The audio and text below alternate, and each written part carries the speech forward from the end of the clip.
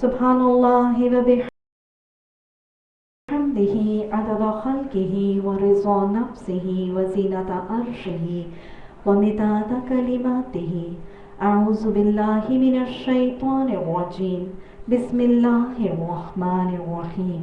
Rabbi इश्रह ली सदरी व यस्सिर ली अमरी वहलुल उक़दतम मिन लिसानी यफ़क़हू क़ौली वजअल ली वज़ीरम मिन अहली। अल्लाहुम्मा अल्हिमना रुश्दन व आइज़ना मिन शुरूरि अनफुसिना। अल्लाहुम्मा अरिनल हक़्क़ हक़्क़न वरज़ुक़ना इत्तिबाअ। अल्लाहुम्मा अरिनल बातिला बातिलन वरज़ुक़ना इज्तिनाबा। आमीन सुम्मा आमीन। तफसीर सूरा अल-वाक़िया मक्की सूरत है, 3 रकूआत 96 आयात पर मुश्तमिल ये मक्की सूरत।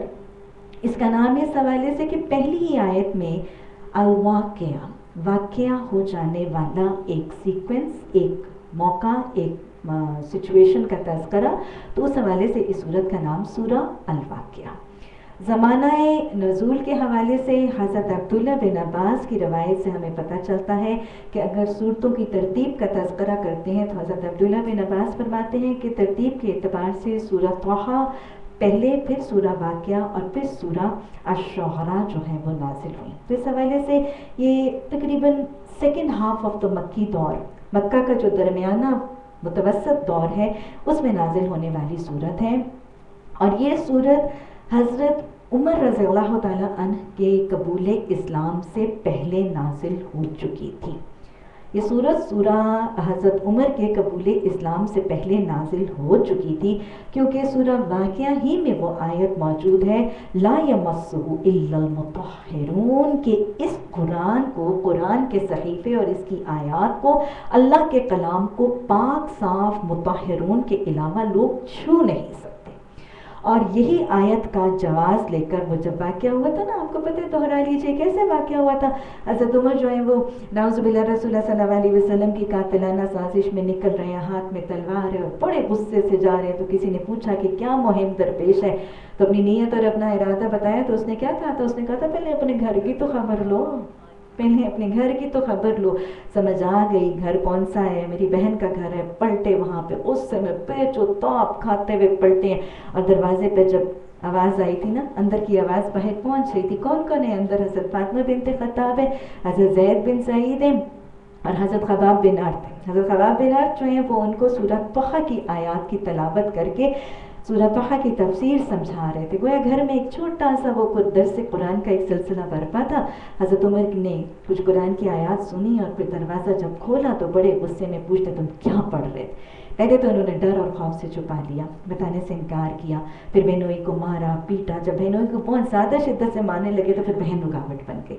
बहन जब रुकावट बनती है तो फातिमा बिनते ख़त्ताब को भी झटका देते हैं, वो गिरती हैं तो उनके माथे से वो खून जारी हो जाता है। और इस पर हज़रत उमर का दिल भी नरम होता है। वो वही ना कि बहन ने इस्तकामत से, याद ये रखिएगा कि जब कोई शख्स ना जम जाता है, दीन की अपने ईमान के ऐलान में जम जाता है, डट जाता है, इस्तकामत से खड़ा हो जाता है, बहादुरी के साथ और निडर होकर अपना ऐलान कर देता है ईमान का, और फिर अल्लाह की अताअत पर जम जाता है, वला यख़ाफ़ूना लौमता लाइम की कैफियत में जम जाता है ना, तो फिर अल्लाह कदरदानी ज़रूर करता है। और फिर जमने के बाद अगर कोई कुर्बानी दिया करते ना तो अल्लाह ऐसे जमने और साबित कदमों की कुर्बानियों को रायगा भी नहीं छोड़ता। ये कुर्बानियाँ हमेशा असर लाती, हमेशा रंग लाती हैं, लोगों के दिल भी बदलते हैं, माहौल भी बदलते हैं, फ़ज़ा भी बदलती है हमेशा इन कुर्बानियों से। तो दीन की खातिर जमने और दीन की खातिर कुर्बानियाँ देने से डरा ना करें, वो रब बड़ा कदरदान है। वो कुर्बानियों की कदरदानी मेरे और आपके अमाल के हवाले से और जज़ा के हवाले से भी करेगा, और दुनिया में नताइज हमारे सामने उन कुर्बानियों के बदले में मुरतब करके भी हमें हमारी आंखें ठंडी करेगा। बहरहाल ये एक बहन की कुर्बानी थी जिसने भाई का दिल बदला, और फ़ौरन ही हज़रत उमर ने अपनी बहन को ये कहा कि बताओ तुम क्या पढ़ रहे हो।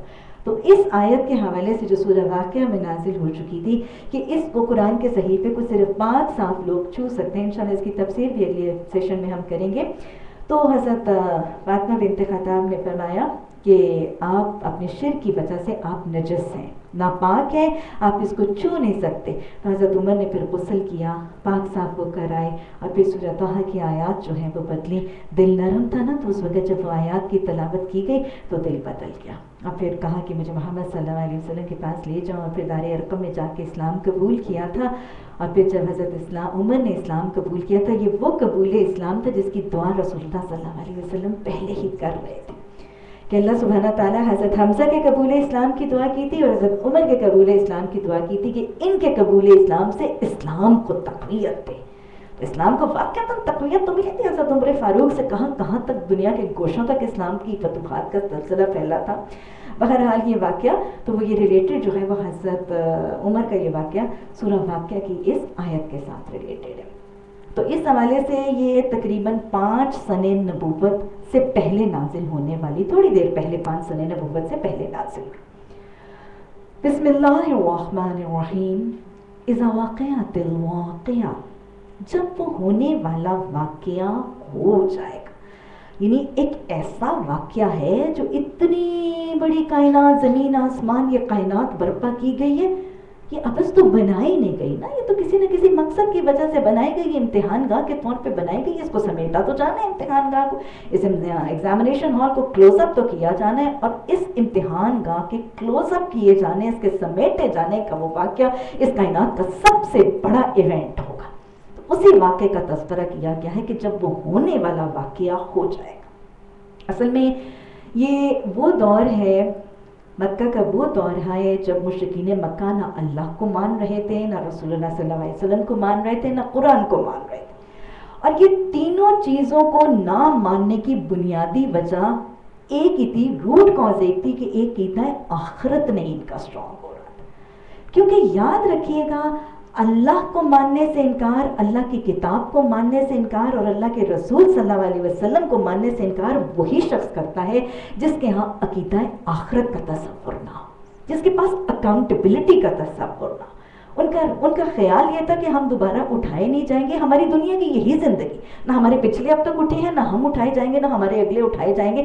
تو یہ جو پھر سے حاضر کیے جانے کا، اٹھائے جانے کا، اللہ کے سامنے پیش کر کے اعمال ناموں کا کھلنے اور تلنے اور نپنے، اور وہ اکاؤنٹیبلٹی کا حساب جس کے اندر کانسیپٹ نہ ہونا، وہ امن اور ایمان کی طرف نہیں آیا کرتا۔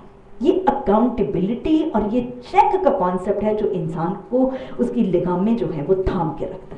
کیا خیال ہے ایسے نہیں ہوتا؟ آپ دیکھیں نا کہ اگر اسکولوں میں ٹیسٹ نہیں ہوتا، منتھلی ٹیسٹ نہیں ہوتے، وہ جس چیپٹر کا ٹیسٹ نہیں ہوتا وہ بچے نہیں پڑھتے، ایسے نہیں ہوتا۔ اپنا دور یاد ہے، جس چیپٹر کا ٹیسٹ نہیں ہوتا تھا وہ اب ٹیسٹ پڑھتے ہی نہیں، وہ چیپٹر پڑھا ہی نہیں جاتا۔ اگر اسکولوں میں، کالجوں میں، یونیورسٹیوں میں امتحان نہ ہو تو مجھے بتائیں کوئی نصاب پڑھے گا؟ کبھی بھی کوئی سلیبس نہیں پڑھے گا، کبھی بھی کوئی سلیبس یاد نہیں کرے گا، کوئی بھی سلیبس کو رٹے گا نہیں جب تک امتحان نہیں ہوگا۔ اور یہاں تک کہ امتحان ہونا بھی ہوتا ہے تو جب تک امتحان سر پہ نہیں آتا تب تک پڑھائی نہیں شروع ہوتی۔ یہ جو امتحان کا خوف ہے نا، چیک، اکاؤنٹیبلٹی، پوچھے جانے اور حساب کتاب کیے جانے کا خوف ہے، یہی عمل کی طرف مائل کرتا ہے۔ مثلا آپ دیکھیں، صبح صبح ہم نے دیکھا ہوگا نا کہ سڑکوں کے اوپر بھی پولیس نہیں آئی ہوتی ہے، لائٹ پوائنٹس چلے ہوتے ہیں، ٹریفک کا کیا حال ہوتا ہے؟ آنکھ بچا کے ریڈ لائٹ میں سے گزر جاتے ہیں۔ کیوں؟ کیونکہ وہاں چیک کرنے والا کوئی نہیں، چلان کرنے والا کوئی نہیں، اکاؤنٹیبلٹی کوئی نہیں۔ جن شہروں میں، جن ملکوں میں، جن بستیوں کے اندر چوروں کو سزا نہیں ملتی، رہزنوں کو سزا نہیں ملتی، قاتل جو ہے وہ قیفر کردار تک نہیں پہنچتے، کیا خیال ہے یہ ساری چیزیں پلنے نہیں لگتی؟ یہ سزا کا تصور ہی انسان کو آپے میں رکھتا ہے اور ایک حد کے مطابق زندگی گزارنے کی طرف مائل کرتا ہے۔ اسی لیے عقیدہ آخرت اتنا اہم۔ جن دلوں کے اندر عقیدہ آخرت کا تصور نہیں جمتا اور جن دلوں کے اندر فکر آخرت کا تصور نہیں آتا، وہ نہ اللہ کو مانتے ہیں نہ اللہ کی مانتے ہیں۔ رسول اللہ صلی اللہ علیہ وسلم کو ماننے کے بعد ان کی ماننے کا معاملہ صرف تب ہوگا جب عقیدہ آخرت مضبوط ہوگا۔ قرآن کو برحق ماننے کے بعد قرآن کی تعلیمات پر عمل صرف اور صرف تب ہوگا جب فکر آخرت کا تصور موجود ہوگا۔ اسی لیے آخرت کے تصور کو قرآن بارہا اتنا واضح طور پر سمجھاتا اور اتنی زیادہ اہمیت دیتا۔ تو جس کو یہ تصور ہی نہیں ہے کہ جس نے رب پسند زندگی گزاری اس کے لیے من پسند آخرت ہے، اور جس نے من پسند گزاری اس کے لیے ناپسند آخرت ہے، اس کے لیے رب پسند گزارنے کی طرف مائل ہونے کا کوئی کانسیپٹ نہیں ہوگا۔ وہ من پسند گزار کے جائے گا جس کے پاس فکر آخرت نہیں. تو یہی مسئلہ تھا مشرکین مکہ کا کہ وہ آخرت کو نہیں مانتے تھے. دوبارہ جی اٹھنا، اللہ کے سامنے حاضر ہونا، اللہ کے سامنے حساب کتاب ہونا، پوچھے جانے کا تصور ان کے ہاں موجود نہیں تھا، اس لیے وہ کسی چیز پر ایمان نہیں لاتے تھے. تو اسی چیز کو سورہ واقعہ میں اللہ سبحانہ تعالیٰ نے مشرکین کو جھنجھوڑنے کے لیے اور ہر دور کے لوگوں کے ذہنوں کو متحرک کرنے کے لیے کہ جب تک اس ہیپننگ کو نہیں یاد رکھو گے اور اس ہیپننگ کی اکاؤنٹیبلٹی اور حاضری کو یاد نہیں رکھو گے، نہ تمہارا ایمان ہوگا نہ تمہارا عمل ہوگا. تو اللہ نے اس حوالے سے فرمایا کہ جب وہ ہونے والا واقعہ ہو جائے گا، تب ہونے چاہیے واقعہ. ہمیں حدیث سے پتہ چلتا ہے کہ اس کا علم کس کے پاس ہے؟ قیامت کے دن کا علم اللہ سبحانہ تعالیٰ کے علاوہ اور کسی کے پاس نہیں. اور اللہ نے یہ علم کسی کو دیا بھی نہیں. رسول اللہ صلی اللہ علیہ وسلم نے آپ کو صرف اور آپ سے صرف ہم کو کیا دیا گیا؟ قرب قیامت کی علامات کا علم دیا گیا، لیکن precise time, date, happening, location وہ سب کچھ نہیں بتائے گئے. وہ کہتے ہیں نا وَيَقُولُونَ مَتَىٰ هَٰذَا الْوَعْدُ إِن كُنتُمْ صَادِقِينَ کہ وہ پوچھتے ہیں کہ یہ وعدہ کب ہوگا.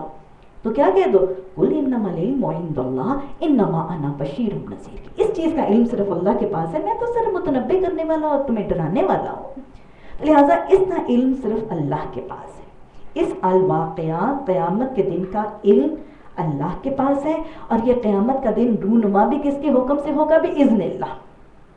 اور اس اذن اور اس حکم کا انتظار کون کر رہا ہے؟ ہمیں حدیث سے پتہ چلتا ہے کہ حضرت اسرافیل علیہ السلام سور پر منہ رکھ کے اللہ کے حکم کے منتظر ہیں. اور وہ سور کیا ہے؟ وہ بھی ہمیں حدیث بتاتی ہے کہ وہ گائے کے سینگ کی طرح کا ایک بگل، ایک بھونپو نما چیز ہے جس پر حضرت اسرافیل نے اپنا منہ، مطلب دیکھیں کہ اتنا قریب ہے، اللہ نے صرف کن کہہ دینا ہے اور حضرت اسرافیل علیہ السلام نے اس میں پھونک مار دینی ہے. وہ جو ہم کہتے ہیں نا سامان 100 برس کا اور پل کی خبر نہیں، یہ پتہ نہیں کہ کس وقت کلمہ کن اللہ کی طرف سے آ جاتا ہے اور حضرت اسرافیل نے اس میں پھونک مار دینی ہے. اور کیفیت بھی اتنی ڈیٹیل سے بتائی گئی نا کہ حضرت اسرافیل علیہ السلام اس پر اپنا منہ رکھے پھونک مارنے کے لیے اللہ کے حکم کے منتظر ہیں. اور جب وہ پھونک ماریں گے تو کیا ہوگا؟ حضرت جبریل امین ان کے سیدھی ہاتھ اور حضرت میکائیل جو ہیں وہ ان کے الٹی ہاتھ کھڑے میں ہوں گے. اور پھونک کس دن ماری جائے گی؟ قیامت جمعے کے دن برپا ہوگی. قیامت جمعے کے دن برپا ہوگی. یہاں تک ہمیں حدیث میں بتایا گیا کہ رسول اللہ صلی اللہ علیہ وسلم نے فرمایا کہ ہر جمعے کے دن جب قیامت نہیں آتی تو زمین آسمان کی ساری مخلوق اور فرشتے اللہ سبحانہ تعالیٰ کا شکر ادا کرتے ہیں. اتنا بڑا واقعہ، اتنا بڑا سانحہ. تو یہ جب سانحہ اتنا ہیبت ناک اور اتنا پریشان کن سانحہ جب رونما نہیں ہوتا، یہ انسان ہی ہے کہ ایک جمعے سے اگلا جمعہ پھر چھٹی مل جاتی ہے اور ہم پھر ویسے ہی اپنے رویوں میں منڈلاتے رہتے ہیں اور ڈوبے رہتے ہیں. لیکن زمین آسمان کی ساری مخلوق اور فرشتے اللہ سبحانہ تعالیٰ کا شکر کرتے ہیں کہ آج قیامت برپا نہیں. اور بصور میں جب پھونک ماری جائے گی تو ابھی آگے وہ سارا نظارہ بتایا جائے گا کہ یہ ساری ساری زمین آسمان جو ہے وہ لپیٹ دی جائے گی اور ختم کر دی جائے گی.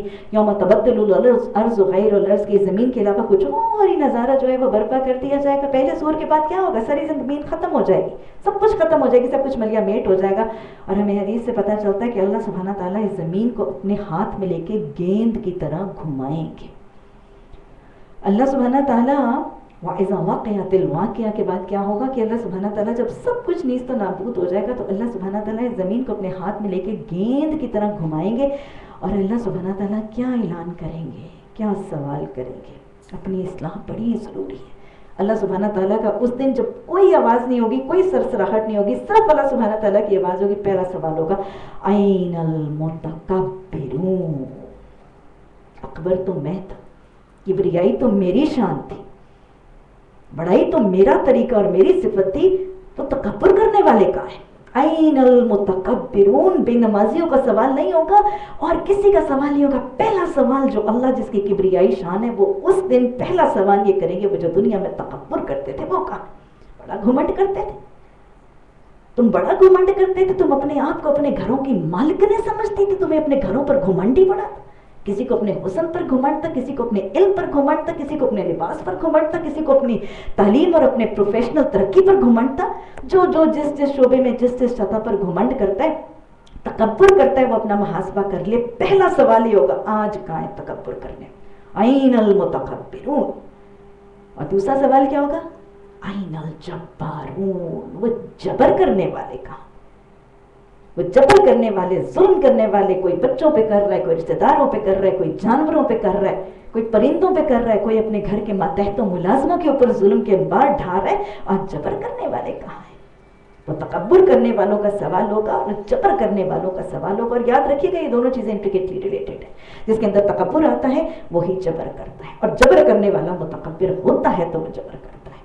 تو لہٰذا ان دو رویوں سے اپنے معاملات میں جبر، ظلم اور زیادتی کا بھی محاسبہ کر لیجئے، اور اپنے رویوں اور اپنے طریقوں میں تکبر کا بھی محاسبہ کر لیجئے. یہ پہلا سوال اللہ سبحانہ تعالیٰ اس قیامت کے دن جو سوال پوچھیں گے، آج کہاں ہیں متکبرین؟ ایسا نہیں آ رہے مجھے تکبر کرنے والے، آؤ ذرا آج تو میرے سامنے کھڑے ہو کے دیکھو. اب پھر اللہ سبحانہ تعالیٰ اگلا سوال پوچھیں گے، لا من الملک، بتاؤ آج بادشاہی کس کی ہے؟ زمین پر تم نے بڑے بڑے نمرود، بڑے بڑے حکمران تم نے منتخب کیے تھے، اور تم اپنے گھروں کے بادشاہ بن کے بیٹھے ہوئے تھے. کیا خیال ہے ہم اپنے آپ کو اپنے گھروں کا بادشاہ سمجھتے ہیں کہ یہ میری جاگیر ہے، یہ میرا گھر ہے، یہ میری ریاست ہے، اس میں نظام میرا چلے گا؟ کیا خیال ہے اپنے گھروں کو، اپنے آپ کو اپنے گھروں کی مالکنے، اپنے آپ کو گھروں کی رانیاں سمجھتی ہیں نا؟ میرا سسٹم چلے گا، بہو آئے گی تب بھی میرا سسٹم چلے گا، جو آتا ہے میرا سسٹم چلے گا، میں اس گھر کی رانی ہوں. لا من الملک، آج بادشاہی کس کی ہے؟ آج حکومت کس کی ہے؟ پھر اللہ سبحانہ تعالیٰ کوئی جواب نہیں آئے گا. بڑے بڑے متکبر، بڑے بڑے جبار، بڑے بڑے اپنے آپ کو مالک کی درجے پہ سمجھنے، میں تمہاری مالک ہوں، تم میری ملازمہ ہو. لا من الملک، وہ جو آتا ہے نا کہ مار رہے تھے حضرت عبداللہ، وہ اپنے ملازم کو مار رہے تھے تو پیچھے سے اللہ کے رسول صلی اللہ علیہ وسلم کی آواز آئی تھی. کیا فرمایا تھا؟ آج جتنا قدرت اور اختیار تجھے اس پر ہے، اس سے زیادہ تیرے رب کو تجھ پر ہے. لا من الملک، بتاؤ آج بادشاہی کس کی ہے؟ ان تینوں چیزوں کے حوالے سے اپنا محاسبہ کر لیجیے. اور پھر اللہ سبحانہ تعالیٰ پھر خود ہی جواب دیں گے، للہ الواحد القہار، آج تو بادشاہی، آج تو کبریائی، آج تو سارے کا سارا کچھ اللہ ہی کے لیے. اور پھر اس کے بعد وہ دوسرے سور کا پھونکا جانا، ونفخ فی الصور فإذا هم من الأجداث إلى ربهم ينسلون قالوا يا ويلنا من بعثنا من مرقدنا هذا ما وعد الرحمن. تو لوگ قبروں میں سے اٹھائے جائیں گے. تو اللہ نے اسی کا تذکرہ کیا کہ جب وہ ہونے والا واقعہ پیش آ جائے گا تو اس کے آج تو تم انکار کرتے ہو، مشرکین مکہ بھی انکار کرتے ہیں، دنیا میں بھی بہت سے لوگ انکار، وہ کوئی نہیں، قیامت آئے گی تو دیکھی جائے گی. یہ کیا رویہ ہے مجھے بتائیں؟ اچھا بڑی دیر پڑی ہوئی ہے، کس کو پتا کس کی کتنی دیر پڑی. اور ویسے بھی موت کے لیے کیا کہتے ہیں؟ جس کی موت آ گئی اس کی تو قیامت آ گئی نا. جس کی موت آ گئی، موت کو کیا کہتے ہیں؟ موت کو کہتے ہیں قیامت صغریٰ. یہ وہ جو کہتے ہیں نا تم آج تو اس کو جھٹلاتے ہو، تو اس دن اس کو کوئی جھٹلانے والا نہیں ہوگا. وہ کیا کرے گی؟ خافضۃ رافعہ. خافضۃ رافعہ قیامت کے دن کی ایک صفت ہے. وہ کیا کرے گی؟ وہ کچھ کو پست کرنے والی ہے، کچھ کو بلند کرنے والی. خافضۃ جھکانے والی، پست کرنے والی، رافعۃ بلند کرنے والی، اونچا کرنے والی. قیامت کے دن بڑے بڑے اسکائی اسکیپرز، بڑے بڑے ملٹی سٹوریڈ بلڈنگز، بڑے بڑے پہاڑ خافضۃ پست کر دیے جائیں گے، ملیامیٹ کر دیے جائیں گے، مٹا دیے جائیں گے. اتنے اتنے بڑے گھر بناتے ہو، اتنے بڑے بڑے اپارٹمنٹس بناتے ہو، خافضۃ، اس دن سب کچھ مٹ جائے گا. پھر اللہ سبحانہ تعالیٰ قیامت کی یہ صفت بتا رہے ہیں خافضۃ الرافعہ، کہ کچھ کو یہ قیامت کے دن کچھ لوگ پست ہو جائیں گے، کچھ لوگ بلند ہو جائیں گے. ایسا ہی ہے نا، قیامت کا دن کچھ کو پست کر دے گا اور قیامت کا دن کچھ کو بلند کر دے گا. قیامت کے دن کچھ لوگوں کے درجات بلند ہو جائیں گے. ایسا ہی ہوگا نا، قیامت کے دن کچھ لوگوں کے درجات بلند ہو جائیں گے اور کچھ ذلیل اور پست ہو کے رہ جائیں گے. جن کے درجات بلند ہوں گے ان کو اللہ کا قرب مل جائے گا. کچھ لوگوں کے درجات بلند ہونے، انہیں اللہ کا قرب ملے گا، انہیں اللہ کے عرش کے سائے میں جگہ ملے گی، ان کو اللہ کی رضا ملے گی، اللہ ان سے مسکرا کے ملے گا، اللہ ان سے خوشی سے ہم کلام ہوگا، ان کو اللہ کا دید اور نظارہ ملے گا. یہ وہ لوگ ہیں جو بلند ہو جائیں گے. کچھ وہ لوگ ہیں جو بلند ہوں گے، وہ جو آج ہی ہم نے حدیث میں پڑھا، وہ رسول اللہ صلی اللہ علیہ وسلم حوض کوثر پر ہے، وہ پہچان لیے جائیں گے. یہ بلند ہوں گے. ان کو رسول اللہ صلی اللہ علیہ وسلم کی شفاعت ملے گی، ان کو رسول اللہ صلی اللہ علیہ وسلم کی ہاں پہچان ملے گی، ان کو رسول اللہ صلی اللہ علیہ وسلم کا قرب مل جائے گا، ان کا ساتھ مل جائے گا، ان کی ہم نشینی مل جائے گی، یہ بلند ہو جائے گی۔ اور پھر کچھ ایسے ہیں جن کو وجہ سے قرآن میں آتا ہے نا وَالْقُرْآنُ حُجَّةً لَكَ أَوْ عَلَيْكَ، کچھ کو اللہ بلند کر دے گا، کچھ رسول اللہ صلی اللہ علیہ وسلم کے قریب ہو جائیں گے، یہی ہے نا جو بلند ہونے والے، کچھ کو قرآن بلند کر دے گا۔ حدیث میں آتا ہے قرآن کچھ لوگوں کو اٹھا لے گا اور کچھ لوگوں کو پست کر دے گا، یہی ہے خافضۃ الرافعہ۔ قرآن کچھ لوگوں کے حق میں گواہی دے گا، قرآن کچھ لوگوں کے حق میں گواہی دے گا، جیسے وہ آتا ہے نا کہ قیامت کے دن روزہ اور قرآن دونوں لوگوں کے حق میں گواہی دیں گے۔ قرآن کیا کہے گا؟ میں نے اس کو سونے سے روکے رکھا۔ روزہ کیا کہے گا؟ میں نے اس کو کھانے پینے سے روکے رکھا۔ قرآن کچھ لوگوں کو بلند کر دے گا، ان کی سفارش کرے گا، ان کا جھگڑا کرے گا، ان کی سفارشیں اور ان کی شفاعتیں قبول ہوں گی۔ حدیث میں آتا ہے کہ قرآن سے بڑھ کر شافی کوئی نہیں ہے، اور قرآن ایسا شافی ہے کہ جس کی شفاعت قیامت کے دن رد نہیں ہوگی۔ تو کچھ لوگوں کو قرآن ہی بلند کر دے گا، اور وہ بڑی پیاری حدیث ہے، مجھے بہت ہی پیارا لگتا ہے۔ اللہ سبحانہ تعالیٰ ہمیں اس پیمانے پر پورا اترنے والا بنا دے، اپنے حوالے سے بھی، اپنی اولادوں کے حوالے سے بھی، قرآن ہی کے تعلق کے حوالے سے وہ حدیث کے الفاظ آتے ہیں۔ آپ صلی اللہ علیہ وسلم نے فرمایا کہ قیامت کے دن وہ والدین جن کی اولادوں نے قرآن پڑھا ہوگا، وہ والدین جن کی اولادوں نے قرآن پڑھا ہوگا اور اس پر عمل کیا ہوگا، ان والدین کو قیامت کے دن ایک ایسا تاج پہنایا جائے گا۔ یہی رافعہ ہے، قرآن کچھ کو بلند کر رہا ہے۔ وہ والدین جن کی اولادوں نے قرآن پڑھا ہوگا اور اس پر عمل کیا ہوگا، ان کو قیامت کے دن ایک ایسا تاج پہنایا جائے گا جس کی روشنی اتنی ہوگی کہ اگر سورج تمہارے گھروں کے آنگنوں میں بھی اتر آئے تو اس سے زیادہ روشن ہوگا۔ اور پھر آپ نے فرمایا دیکھو جب والدین کا حال یہ ہے تو سوچو صاحب قرآن کا حال کیا ہوگا۔ جب والدین کا حال، قرآن کے عامل اور قرآن کے عالم کے والدین کی عزت اور ان کی بلندی اور ان کی رفعتوں کا انداز یہ ہے، تو بتاؤ کہ صاحب قرآن کا اپنا حال کیا ہوگا۔ اللہ ہمیں صاحب قرآن بنا دے، اللہ ہمیں عالم قرآن بنا دے، اللہ ہمیں عامل قرآن بنا دے، اللہ سبحانہ تعالیٰ ہماری اولادوں کو حامل قرآن بنا دے۔ یا ارحم الراحمین، ہمیں اپنے والدین کے لیے اور ہماری اولادوں کو ہمارے لیے قیامت کے دن بلندی اور عزت اور رفعت کا باعث بنا دے۔ تو لہٰذا کچھ کو بلند کر دیا جائے گا، وہ اللہ کے قریب، اللہ کی رضا، اللہ کی خوشنودی کے، اللہ کے عرش کے قریب ہوں گے۔ کچھ رسول اللہ صلی اللہ علیہ وسلم کے ہاں قریب ہوں گے، کچھ کو قرآن اٹھائے گا، لیکن والقرآن حجۃ علیک بھی ہوگا۔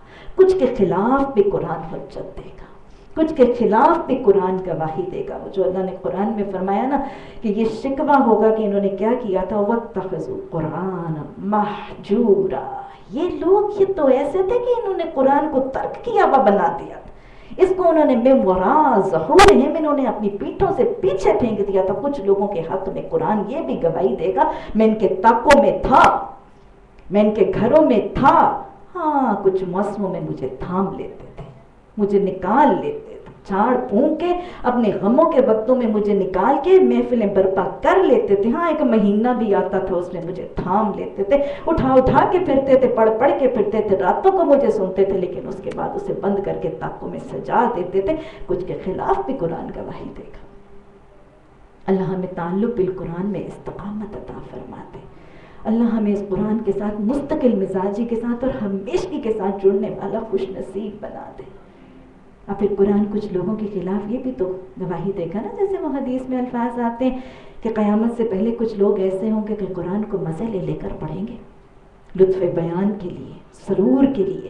فلاں قرآن پڑھاتا ہے، بڑا سرور آتا ہے، بڑا لطف آتا ہے، ہم جھومتے ہیں، ہم روتے ہیں، بڑی سرور ہے اس قرآن کی محفل میں۔ کچھ لوگ قرآن کو صرف مزے لے کر پڑھیں گے، لیکن حال یہ ہوگا کہ حلق سے نیچے کچھ نہیں اترے گا۔ ایسے لوگوں کے خلاف بھی قرآن گواہی دے گا، کچھ کو قرآن بلند کرے گا، کچھ کو قرآن پست کر دے گا۔ پھر یہ جو قیامت کے دن کی صفت ہے نا، خافضۃ الرافعہ، کہ کچھ چیزوں کو وہ بلند کرنے والا ہے، کچھ کو یہ جھکانے والی ہے، قیامت کے دن کچھ لوگوں کی نگاہیں بھی جھکی ہوں گی اور کچھ لوگوں کی نگاہیں اونچی ہوں گے نا کچھ لوگ. قرآن اس چیز کی تفسیر کرتا ہے کہ کچھ لوگوں کی نگاہیں کیسی ہوں گی, کچھ لوگوں کی نگاہیں اوپر اٹھی ہوں گی. قرآن بڑا خوبصورت نظارہ بتاتا ہے. کچھ لوگ اپنی نگاہیں اوپر اٹھائے ہوں گے, ان کے چہرے تر و تازہ ہوں گے, وہ خوشی سے اپنے رب سے وہ لے رہے ہوں گے جو رب ان کا دے رہا ہوگا, اور وہ اپنے رب کے دید سے اپنی آنکھیں ٹھنڈی کر رہے ہوں گے. یہ کون سے لوگ ہیں؟ سعیھا راضیہ. ان کی جو سعی, ان کی جو کوششیں, ان کی جو سرگرمیاں انہوں نے زندگی میں کی تھی نا, وہ اللہ کو پسند آ گئی. کون سے چہرے, کون سی آنکھیں اٹھی ہوں گی؟ وہ اٹھی ہوں گی, وہ خوش ہوں گی, چہرے سرسبز و شاداب ہوں گے, وہ خوشی خوشی اپنے رب کو دیکھ بھی رہے ہوں گے, رب سے اس کی نعمتیں لے بھی رہے ہوں گے. یہ وہ نگاہیں اٹھانے والے لوگ ہوں گے جو قیامت کے دن اللہ سبحانہ تعالیٰ کے حضور حاضر ہو کر بھی راضی ہوں گے, اس کو دیکھ کر بھی راضی ہوں گے. یہ وہ ہوں گے جن کی کوشش, زندگی کی سعی, جن کی ایفرٹس اللہ کو پسند آ جائیں گی. اسی لیے تو دعا مانگتے ہیں, اللہ عمل کیسا دے؟ عمل متقبل. اللہ صرف عمل نہ دے دینا, اللہ ایسا عمل دے جس کو تو راضی بھی ہو جائے, جس کو تو قبول بھی کر لے, جس سے تو دیکھ کے مجھے مسکرا کے مل بھی لے. اب بھی کچھ نگاہیں پست ہوں گی. یہ دن وہ ہے جو نگاہوں کو اٹھانے والا اور نگاہوں کو پست کرنے والا دل ہوگا. کچھ نگاہیں پست ہوں گی, جھکی ہوئی ہوں گی نگاہیں. ہاں جی, کون سی نگاہیں جھک جائیں گی؟ کن کی نگاہیں جھک جائیں گی؟ کچھ کی تو نگاہیں خوف کے مارے جھک جائیں گی نا. کچھ نگاہیں قیامت کے دن, حشر کے دن, کچھ لوگوں کی نگاہیں خوف کی وجہ سے جھکی ہوں گی, کیونکہ ہمیں قیامت کے دن پتہ چلتا ہے کہ وہ جہنم جو ہے نا, اس کو میدان حشر کے بالکل قریب لایا جائے گا, اور وہ میدان حشر میں وہ جہنم چنگھاڑ رہی ہوگی, جہنمیوں کا نام لے لے کر پکار رہی ہوگی. تو کوئی بہت ہیبت ناک نظارہ ہوتا ہے, اس کو دیکھنے پہ دل کرتا ہے. وہ ایک دفعہ دیکھنے کے بعد انسان نہیں, میں نے نہیں دیکھنا, مجھے بہت ڈر لگتا ہے. تو کچھ لوگوں کی نگاہیں اس دن خوف سے جھکی ہوں گی, اور اکثریت کی کیوں جھکی ہوں گی؟ پشیمانی سے, شرمندگی سے, ندامت سے, ذلت سے, مایوسی سے. مایوس لوگ ہی ہیں نا جو کہتے ہیں لو كنا نسمع او نعقل ما كنا اصحاب السعیر. کاش ہم نے سن لیا ہوتا. یہ مایوسی سے جھکی آنکھیں جھکی ہوئی اور کہہ رہی اللہ ہم نے سن لیا ہوتا, ہائے ہم نے عقل ہی کر لی ہوتی, ما كنا اصحاب السعیر, پھر آج ہم جلنے والوں میں سے نہ ہوتے. ندامت سے, پریشانی سے, ذلت سے, شرمندگی سے کچھ لوگوں کی جھکی ہوئی ہوگی, اور کچھ کی تو ایسی ذلت سے آنکھیں جھکی ہوئی ہوں گی کہ وہ کسی کو فیس نہیں کر رہے ہوں گے. حدیث میں الفاظ آتے, اللہ سبحانہ تعالیٰ ہمیں یہ حدیث یاد رکھنے والا بنا دینا اور اپنی اصلاح کرنے والا بنا دینا. حدیث کے الفاظ آتے ہیں نا کہ قیامت کے دن ایک شخص ہوگا جہنم کی گہرائیوں میں, آپ صلی اللہ علیہ وسلم نے فرمایا ہے ایک شخص ہوگا جو عالم دین تھا, دنیا کی زندگی میں وہ عالم دین تھا, وہ جہنم کی گہرائیوں میں چکر کاٹ رہا ہوگا اور اپنی آنتیں گھسیٹ رہا ہوگا. لوگ اس کو دیکھیں گے اور اس سے پوچھیں گے کہ تیرا یہ حال کیوں ہوا, کہ تو ہمیں بڑی بھلائی کی باتیں بتاتا تھا, تو ہمیں بہت اچھائی کی باتیں اور نیکی کی باتیں, ہمیں جنت کے راستے تو سکھاتا تھا, تیرا یہ حال کیوں ہوا؟ یہ وہ ذلیل ہوگا جو لوگوں سے نگاہیں نہیں ملا سکتا, اس دن لوگوں سے اپنی نگاہیں نہیں ملا سکتا تھا. یہ کہے گا میرا یہ حال اس لیے ہوا کہ میں تم لوگوں کو بتاتا تھا اور میں خود اس پر عمل نہیں کرتا تھا. اللہ نے سورہ بقرہ میں کہا ہے نا, اتامرون الناس بالبر وتنسون انفسکم وهم یتلون الکتاب افلا تعقلون. تمہارا کیا حال ہو گیا ہے, تم لوگوں کو باتیں بتاتے اور اپنی جان کو بھول جاتے ہو, تم قرآن پڑھتے ہو, تم عقل نہیں کرتے. ایسے لوگ ہوں گے جو پتہ نہیں کتنی نیکی کی باتیں کرتے ہوں گے, کتنا اپنی نیکی کا اشتہار دیتے ہوں گے, کتنی اپنی قرآن کلاس کی حاضریوں کا اعلان دیتے ہوں گے, لیکن حال ہی ہوگا کہ صرف اعلان ہی اعلان تھا, عمل میں کچھ بھی نہیں تھا. اتنی دنیا کی شہرت کے بعد وہ اپنی نگاہیں کسی سے ملا نہیں چکیں گی, ان کی نگاہیں اس دن جھکی ہوگی. اللہم لا تجعلنا منہم. اللہ علم بھی دے اور اللہ اس علم پر اخلاص سے عمل کی توفیق عطا فرما دے, اور اللہ ان اعمال کو قبول کر لینا. اللہ سبحانہ تعالیٰ ان لوگوں کے لیے جن کی نگاہیں جھکی ہیں نا, ان کا بتاتے ہیں ان کا حال کیا تھا, یہ کیوں تھا, عاملۃ ناصبہ. یہ عمل کر کر کے تھک کے آئے ہوں گے, لیکن آج پھر بھی ان کی نگاہیں جھکی ہوں گی. عاملۃ ناصبہ, تھک کے کر کے آئے ہوں گے عمل, لیکن پھر بھی آج نگاہیں جھکی ہوں گی. ساری زندگی کام کر کر کے آئے ہیں، صبح سے شام تک تھکتے، یہاں تو پتہ نہیں دنیا کی دوڑ میں تھک کے آئے ہیں، تو اس دن تھکے ہوئے ہوں گے اور پھر اس دن ذلیل ہو کے آئیں گے کہ ہائے پتہ نہیں میں تو کیا کر کے آئی۔ عاملۃ ناصبہ، یہ وہ الفاظ ہیں جو مجھے بہت زیادہ ڈراتے ہیں۔ صبح سے شام تک وہ کام کرتے، اتنی زندگی میں مشقتیں مزدوریاں کر کے آئے ہوں گے، لیکن اس دن ذلت سے آنکھ نہیں اٹھا سکے۔ اور یہاں پہ عاملۃ ناصبہ وہ لوگ ہوں گے جو ایسے ایسے کام کر کے آئے ہوں گے، نمازیں پڑھی ہوں گی، بے وضو پڑھی ہوں گی، نمازیں قبول ہی نہیں ہوئی ہوں گی، نمازیں پڑھی ہوں گی سنت کے طریقے کے مطابق نہیں ہوں گی، قبول ہی نہیں ہوئی ہوں گی، زکاتیں دی ہوں گی، صدقات دیے ہوں گے، لیکن ریا کے لیے دیے ہوں گے، کرنے کے بعد دکھاوا کر دیا ہوگا، کرنے کے بعد دکھ دے دیے ہوں گے، اتنی مشقتیں کی ہوں گی، لیکن وہ ساری کی ساری مشقتیں ضائع ہو گئی ہوں گی۔ عاملۃ ناصبہ، عمل کر کر کے تھکے تھے، لیکن وہ عمل جو ہے وہ ضائع ہو جائے گا۔ وہ یہ نا جو حدیث میں آتا ہے، آپ صلی اللہ علیہ وسلم نے سوال کیا کہ تمہیں معلوم ہے کہ امت کا مسکین کون سا شخص ہوگا؟ یہی ہے وہ عاملۃ ناصبہ، تھک تھک کے کام کر کر کے آئے گا۔ نصبن کا مطلب ہے تھکاوٹ والا، اور عاملہ کا مطلب عمل، ساری زندگی کام کرتا رہے، نمازیں پڑھتا رہے، روزے رکھتا رہے، صدقات دیتا رہے، قرآن کی کلاسوں میں جاتا آتا پڑھتا پڑھاتا رہے، لیکن عاملۃ ناصبہ سارا کچھ کر کر کے آ جائے۔ امت کا مسکین کون ہوگا؟ آپ صلی اللہ علیہ وسلم نے فرمایا کہ امت کا مسکین وہ شخص ہوگا جو ڈھیر سی نیکیاں لے کر آئے گا، اس نے نمازیں پڑھی ہوں گی، روزے رکھے ہوں گے، زکاتیں دی ہوں گی، ڈھیر سی نیکیاں لے کر آئے گا، لیکن اس عاملۃ ناصبۃ، اس بدبخت کا حال یہ ہوگا کہ اس نے کسی کا حق مارا ہوگا، کسی کے ساتھ زیادتی کی ہوگی، کسی کی غیبت کی ہوگی، کسی کی حق تلفی کی ہوگی، کسی کی آبرو زنی کی ہوگی۔ یہ عاملۃ ناصبہ کیسا ہوگا؟ اس کی ساری نیکیاں لے کے اس کے مظلوموں کے پلڑوں میں ڈال دی جائیں گی، اس کی نیکیاں ختم ہوگی تو مظلوموں کے گناہ اس کے پلڑے میں ڈال دیے جائیں، ساری زندگی نیکیاں کرتا رہے، تھک تھک کے نیکیاں کرتا رہے، لیکن اب اس کے پلڑے میں کچھ بھی نہیں رہے گا، اس کی نگاہیں اس دن جھکی ہوں گی۔ کب ہوگا جی؟ زمین اس وقت ایک ہی بار ہلا دی جائے گی، پہاڑ ریزہ ریزہ کر دیے جائیں گے، پراگندہ غبار بن کے رہ جائیں گے۔ تم لوگ دنیا میں تو سب رلے ملے ہو نا، محفلوں میں جاتے ہو سب کھچڑی پکی ہوئی، گھروں میں سب ایک جیسے ملے جلے ہیں، بیچ میں ہی منافق ہیں، بیچ میں ہی عبادت گزار بھی ہیں، بیچ میں متکبر بھی ہیں، بیچ میں عاجز بھی ہیں، سب کچھ ملا جلا ہے۔ ایسے نہیں دنیا میں کچھ پتہ چلتا، اور پتہ چلانے کی ضرورت بھی نہیں ہے، اپنا اپنا پتہ چلایا کرے، کسی پر کوئی لیبل ٹائٹل نہ لگایا کرے۔ دنیا میں تم ملے ہوئے ہو، قیامت کے دن، حشر کے دن کیا ہوگا؟ قرآن میں کیا آتا ہے؟ وَامْتَازُوا الْيَوْمَ، یہاں پکڑے مکسڈ ہو۔ قیامت کے دن نہیں، قیامت کے دن کھچڑی نہیں پکے گی، قیامت کے دن تم مکس نہیں رہو گے۔ وَامْتَازُوا الْيَوْمَ أَيُّهَا الْمُجْرِمُونَ، مجرموں چھٹ کے الگ ہو جاؤ، الگ کر دیے جائیں گے، ان کو اکٹھا کیا جائے گا۔ تو اس دن تم 3 گروہوں میں ہو جاؤ گے۔ جی 3 گروہ کون سے؟ دائیں بازو والے، سو دائیں بازو والوں کی خوش نصیبی کا کیا کہنا، بائیں بازو والے تو بائیں بازو والوں کی بد نصیبی کا کیا کہنا، آگے والے تو پھر آگے والے ہی ہیں، وہی تو مقرب لوگ ہیں۔ 3 کیٹیگریز، دائیں بازو والے، اصحاب المیمنہ، میمنہ کا روٹ ورڈ ہے یمین سے، یمین کہتے ہیں سیدھے ہاتھ کو یا دائیں ہاتھ کو۔ 2 روٹ ورڈز آتے ہیں میمنہ کے، ایک یمن، یمن کا مطلب عربی زبان میں یمن کا مطلب ہے نیک فال۔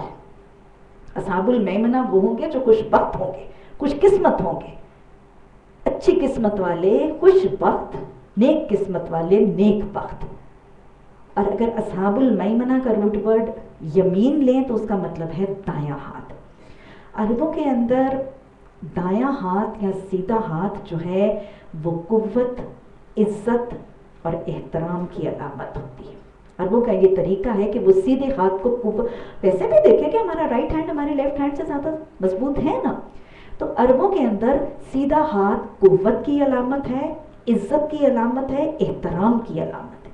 ایک محفل میں جس کو انہوں نے عزت دینی ہوتی ہے نا، اس کو اپنے سیدھے ہاتھ کی طرف بٹھاتے تھے، اور جس کے ساتھ سیدھے ہاتھ کے ساتھ اشارہ کرتے تھے اس کو گویا عزت دے رہے ہیں، احترام دے رہے ہیں۔ تو اصحاب المیمنہ پھر اس حوالے سے کون ہے؟ مطلب کیا ہوگا؟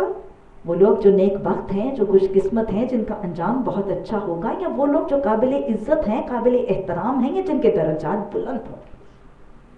دوسرے بائیں بازو والے، بائیں بازو والے یا الٹے ہاتھ والے، ان کے لیے الفاظ ہیں اصحاب المشأمہ۔ شوم کہتے ہیں الٹے ہاتھ کو، بدفعلی کو۔ تو اصحاب المشأمہ وہ لوگ ہیں جو بدقسمت ہیں، بدقسمت ہیں، بری قسمت ہے، بدبخت لوگ ہیں، اور یا وہ الٹے ہاتھ کو وہ علامت بناتے ہیں ذلت کی، کمزوری کی۔ ہمارے اردو کا بھی تو محاورہ ہے، یہ تو میرے دائیں ہاتھ کا کھیل ہے نا؟ تو دائیں ہاتھ کو ہم بھی کمزوری کی علامت سمجھتے ہیں۔ تو عربوں کے ہاں پھر اصحاب المشأمہ کا مطلب ہے، اصحاب المشأمہ وہ ہوں گے جو حقیر ہوں گے، جو ذلیل ہوں گے، جن کا درجہ کم ہوگا، جن کی طاقت نہیں ہوگی، کمزور ابتر قسم کے لوگ، یہ اصحاب المشأمہ ہے۔ والسابقون السابقون، اور تیسری کیٹیگری ایک دائیں ہاتھ والے ہیں، ایک بائیں ہاتھ والے ہیں، اور پھر تیسری کیٹیگری سبقت لے جانے والے، آگے بڑھ جانے والے۔ والسابقون السابقون اولئک المقربون، یہی مقرب ہے۔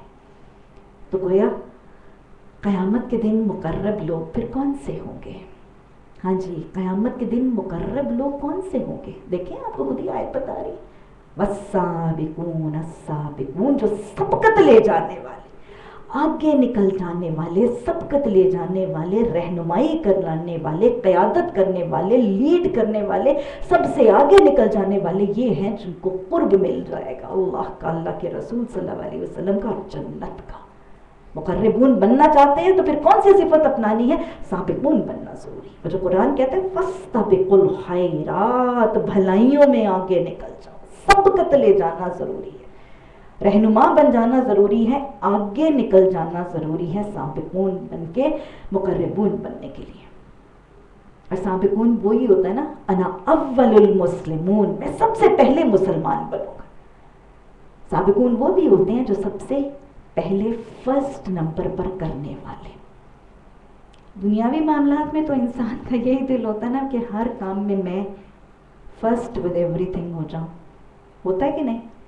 یہ پرنٹ پہلے میں نے پہنا تھا، ہے نا؟ میں نے کہانی سنائی تھی نا اس دفعہ، پرنٹ پہلے پہننے والے کی مقابلہ، پرنٹ پہلے میں نے پہننا ہے، وہ دوسری نے پہن لیا تو کیا کیا گیا، ہے نا؟ خواہش ہوتی نہیں یہ کپڑا پہلے میں پہنوں گی، میرے بعد کوئی پہنے گا، اور اگر مجھ سے پہلے کوئی پہن لیا تو پھر میں پہنوں گی نہیں۔ صحیح، کپڑا پہلے میں نے پہنا، یہ رائے پہلے میں نے دی تھی، یہ خبر پہلے میں نے ہی تو بتائی تھی، اس نے میرے بعد بتائی تھی۔ To be the first with everything، ہمارا دنیا میں ہر چیز پہ دل ہوتا ہے۔ یہ ریسیپی میری تھی، اس نے مجھ سے سیکھی تھی، کسی نے دیورانی کی نہیں، گھر میں پہلے میں لائی تھی۔ ہر چیز میں ہماری یہ خواہش ہوتی ہے کہ میں فرسٹ ود ایوری تھنگ بن جاؤں، لیکن دین کے معاملے اور اللہ اور قرآن کی اطاعت میں اولا مسلمین ہونا بڑا خوفناک ہے۔ میں قرآن پڑھ کے سیکھنے کے بعد میں اپنی برادری میں سب سے پہلے میں یہ کام، سارے میرے اوپر پل پڑے، میں سب سے پہلے اکیلی کیسے کر لوں حجاب، میں کیسے اکیلی کر لوں، میری فیملی میں کوئی نہیں کرتا، میری کوئی سہیلی کوئی کزن نہیں کرتی، یہ سنت کی شادی بیاہ کا طریقہ نہیں، میں نہیں، کوئی اور 2-3 ساتھی سپورٹرز بن جائیں گے۔ ہوتا ہے کہ نہیں یہ رویہ؟ تو اللہ کے مقرب رسول اللہ صلی اللہ علیہ وسلم کے جنت کے قریب کون سے لوگ آئیں گے؟ جو سبقت لے جائیں گے، پہل کرنے والے، اول کرنے والے، کسی ایک عمل میں قرآن سنت حدیث کی اپنے معاشرے، اپنی برادری، اپنے گھرانے میں پہلے نمبر پر آنے والے، سب پر سبقت لے جائیں۔ میری برادری میں کوئی ایسے نہیں کرتا، میں کروں گا۔ میری برادری میں شادی بیاہ ایسے نہیں ہوتے، میں کر کے دکھاؤں گی۔ میری برادری میں کوئی ایسا نہیں پہنتا، میں پہن کے دکھاؤں گی۔ میری برادری میں غمی کے یہ طریقے نہیں ہیں، میں رائج کر کے دکھاؤں گی۔ یہ ہے والسابقون، یہ ہے سبقت لے جانے کا طریقہ جو اللہ سبحانہ تعالیٰ کو بہت زیادہ پسند ہے، اور یہ وہی اعلان ہے انا اول المسلمون، میں سب سے پہلے مسلم۔ اور یہ کیسے ہوتا ہے؟ وَلَا يَخَافُونَ لَوْمَةَ لَائِمٍ، میں اس چکر میں کسی ملامت کرنے والے کی ملامت کی فکر ہی نہیں کرتی، میں فَاسْتَبِقُوا الْخَيْرَاتِ کرنا چاہتی ہوں، میں باقی سے آگے گزرنا چاہتی ہوں۔ بتائیں جب بارش برستی ہے تو سب سے زیادہ اچھا رزلٹ کون سا بارش کا قطرہ پیدا کرتا ہے؟ بارش کا سب سے پہلا قطرہ یا کچھ پہلے قطرے کبھی ضائع ہوئے ہیں؟ کتنی جلدی پانی زمین میں وہ پہلے قطروں، جب پہلے کچھ بوندیں آسمان سے برستی ہیں تو کیا تاثر ہوتا ہے، ایک دم سے کبھی پہلا قطرہ بارش کا کبھی ضائع ہوا ہے؟ مجھے بتائیں کبھی آپ نے بارش کا پہلا قطرہ ضائع ہوتے ہوئے دیکھا ہے؟ نہیں، ضرور ہی جذب ہوتا ہے اور سب کو پتہ چل جاتا ہے بارش آنے والی ہے، پتہ چلتا ہے نا۔ بلکہ وہ جو پہلے قطرے ہیں وہ جب زمین پر برستے ہیں تو پھر وہ پہلے قطرے کیا کیا کرتے ہیں؟ پورے ماحول میں خوشبو کے بعد کی بارش کی وجہ سے آتی ہے، یا پہلے قطرے ماحول کو معطر کرتے ہیں؟ اپنے اپنے گھروں میں، اپنے آنگنوں میں، اپنی برادریوں میں یہ بارش کے پہلے قطرے بن جائیے۔ بران رحمت انشاءاللہ ان بستیوں پہ ضرور ہی برسے گا، قرآن کی تعلیمات کی بارش ضرور ہوگی اور عام ہوگی اور ہو رہی ہے، لیکن اپنی اپنی علاقوں اور اپنی اپنی بستیوں اور اپنے اپنے گھروں کے آنگنوں میں یہ بارش کا پہلا قطرہ بن کے برس جائے گی۔ اللہ کو وہ پہلے قطرے اللہ کو بھی پسند ہے، اللہ کی مخلوق کو بھی پسند ہے، اور زمین آسمان کو وہ پہلے قطرے کبھی ضائع نہیں ہوتے اور ماحول کو معطر بھی وہ پہلے ہی کرتے ہیں۔ اللہ ہمیں انا اول المسلمون بننے والا بنا دے۔ انہی کو کیا ملے گا جی؟ انہی کو ملے گا اللہ کا قرب۔ اور ویسے بھی قرب اور اللہ کا قرب حاصل کرنے کے لیے سبقت لے جانے میں حدیث نے وہ بھی تو طریقہ بتایا ہے نا کہ نیکی میں، علم میں اور عمل میں کس کو دیکھو؟ سابقون بننے کے لیے علم میں اور عمل میں اپنے سے اوپر لوگوں کو دیکھو۔ یہ علم میں اور عمل میں فلاں مجھ سے اوپر ہے، اس سے آگے بڑھنے کی کوشش کرو۔ اور دنیا میں، دنیا کے مال اور دنیاوی نعمتیں میں کس کو دیکھو؟ اس میں اپنے سے نیچے کو دیکھو۔ اپنے سے اوپر والے کو دیکھ کے مایوسی کا شکار اور نا امیدی کا شکار نہ ہو۔ قرب حاصل کرنے کے لیے، سبقت حاصل کرنے کے لیے ان کے ساتھ دوڑ لگاؤ۔ اور نیچے کس کو دیکھو؟ مال میں، دنیاوی نعمتوں میں اپنے سے نیچے کو دیکھو۔ دیکھ کر تکبر نہیں کرو، شکر کرو، عاجزی کرو، انکسار کرو، اور فاستبقوا الخیرات میں ان کو بھی اپنے ساتھ، اپنی اس دنیاوی دوڑ میں ساتھ شامل کرو۔ اچھا جی، یہ لوگ جو سبقت لے جائیں گے یہ کہاں بنیں گے؟ اولئک المقربون، یہ مقرب ہو جائیں گے۔ کس کے قریب ہو جائیں گے؟ اللہ کے قریب، اللہ کے رسول صلی اللہ علیہ وسلم کے قریب، اور جنت کے قریب۔ یہی ہے نا مقربون۔ انہی تین چیزوں کا قرب چاہتے ہیں کہ کوئی اور بھی ہے؟ جہنم سے دوری، جنت کا قرب۔ وہ جو مسنون دعا ہے قرب علیہا، ہمیں اس جنت کے قریب کرتے ہیں۔ قرب، مقربون اللہ کے قریب ہوں گے، اللہ کے رسول صلی اللہ علیہ وسلم کے قریب ہوں گے، اور جنت کے قریب ہوں گے۔ قرب الہی، قرب رسول، قرب جنہ، ایک تو مل گیا فاستبقوا الخیرات سے۔ قرب الہی کے اور دوسرے طریقے کیا ہیں؟ اللہ کا قرب کیسے ملتا ہے؟ مقربون بننا چاہتے ہیں، اس گروہ میں شامل ہونا چاہتے ہیں، قرب الہی کیسے ملتا ہے؟ حدیثیں دہرا لیجیے۔ اللہ کا قرب، چار نسخے، تین نسخے میں آج آپ کو بتاؤں گی۔ اللہ کے قرب کے تین نسخے کیا ہیں؟ حدیث کا حوالہ، قرآن کہتا ہے قل ہاتوا برہانکم ان کنتم صادقین، اپنی دلیل لایا کرو، میں دلیل بتاؤں گی کہ اللہ کے قرب کا باعث سب سے پہلی بات، حدیث کے الفاظ، آپ صلی اللہ علیہ وسلم نے فرمایا میرا بندہ مجھ سے سب سے زیادہ قریب اس وقت ہوتا ہے جب اس کے لب میرے ذکر میں ہلتے ہیں۔ مقربون بننا چاہتے ہیں تو ذکر الہی میں اپنے لبوں کو، اپنی زبانوں کو جنبش کثرت سے دینا شروع کر دیجئے، مقرب بن جائیں گے۔ ذکر الہی میں کثرت سے لبوں کو اور ہونٹوں کو اور اپنی زبانوں کو جنبش دینا قرب الہی کا باعث۔ ذکر الہی کیا ہے جی؟ تسبیحات، اللہ کی حمد و ثنا، رسول اللہ صلی اللہ علیہ وسلم کی مسنون دعائیں، آداب زندگی کی دعائیں، یہ سب بھری نہیں ہے نا ذکر الہی سے۔ اور ذکر الہی کیا ہے جو قرب الہی دے گا؟ ذکر الہی اللہ نے قرآن میں فرمایا وَأَقِمِ الصَّلَاةِ لِلذِّكْرِ، میرا ذکر کرنا چاہتے ہو تو نماز قائم کرو۔ تو ذکر الہی کی اور افضل ترین شکل اللہ کی نماز کا قیام، نمازوں کی کثرت اللہ کا قرب دیتا ہے۔ بہترین ذکر کی شکل نماز۔ اور پھر ذکر الہی کی شکل، ذکر اور کیا ہے؟ اللہ نے قرآن میں خود فرمایا اِنَّا نَحْنُ نَزَّلْنَا الذِّكْرَ، نازل کس کو کیا؟ اللہ، قرآن کو۔ تو لہٰذا ذکر، اور کون سا ذکر ہے؟ قرآن کی تلاوت، قرآن کا پڑھنا، قرآن کا سننا، قرآن کا سیکھنا، قرآن کا سکھانا۔ یہ کون سے لوگ ہوتے ہیں کیا خیال ہے یہ قرب رسول اور قرب الہی کا باعث بنتے ہیں؟ حدیث کون سی ہے؟ خیرکم من تعلم القرآن وعلمہ، تم میں سے سب سے بہترین کون سے لوگ بن جائیں، سب کا کون سے لوگ لے جائیں؟ اللہ کا قرب کس کو مل جائے گا؟ جو قرآن کو سیکھتا اور سکھاتا ہے، قرآن کو کثرت سے پڑھنا، پڑھانا، سیکھنا، سکھانا، اس کی اشاعت، اس کی نفاذ، اس کی تبلیغ، اس کی حفاظت کے کاموں کے ساتھ مستقل مزاجی سے جڑ جانا اللہ کے قرب کا باعث بنے گا، کیونکہ یہ قرآن ذکر الہی کی شکل ہے۔ مقربون بننا چاہتے ہیں، اللہ کا قرب پانا چاہتے ہیں، پہلا طریقہ ذکر الہی۔ ذکر الہی کا طریقہ تسبیحات، مسنون دعائیں، آداب زندگی کی دعائیں، نماز کا قیام، کثرت سے نمازیں، اور پھر قرآن کے ساتھ تعلق اور قرآن کی تلاوت اور تعلیم کے ساتھ ذکر کی محفلوں کے ساتھ تعلق، یہ رب کا قرب دے گا۔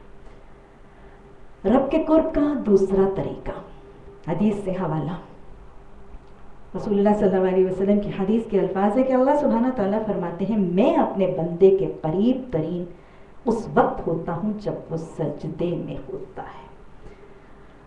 مقربون بننے کے لیے پھر دوسری چیز سجدوں کی کثرت۔